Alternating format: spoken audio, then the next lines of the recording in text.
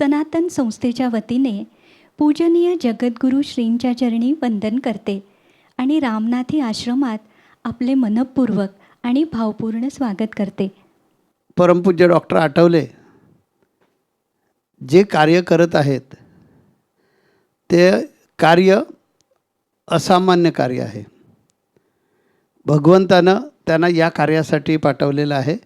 या कलियुगामध्ये भगवंतानं सांगितलं की मी अशा सात्विक व्यक्तींच्या माध्यमातून तुला तारण्यासाठी येणार आहे.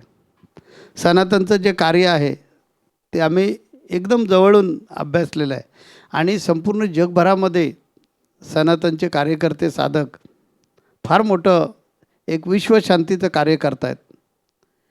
मला वाटतं हे बाकीच्या संप्रदायांना शक्य पाहिजे तेवढं झालेलं नाही, ते सनातनला झालं आहे. कारण जो आम्ही सांगतो गुरुतत्वप्रधान आणि तेच सूत्र या संप्रदायानं जोपासलेलं आहे.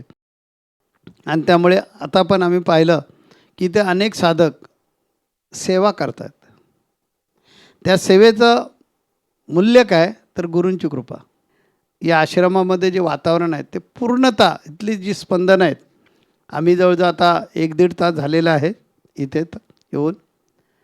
इथली जी स्पंदन आहेत ते आत्मचैतन्याकडे घेऊन जाणारे स्पंदन आम्हाला जाणवले. अत्यंत सात्विक साधक कसे असावेत तर आपल्याकडे बघितल्यानंतर मला वाटतं दुसरं उदाहरण देण्याची गरज नाही. गुरुकृपेमुळे मला वाटतं आपल्या सर्वांमध्ये आलेले आहे. तर आपण आपल्या गुरूंवर असंच प्रेम करत राहा. या कलियुगामध्ये तारण्यासाठी पूज्य आठवलेंचा अवतार आहे. ते अवतारी पुरुष आहेत.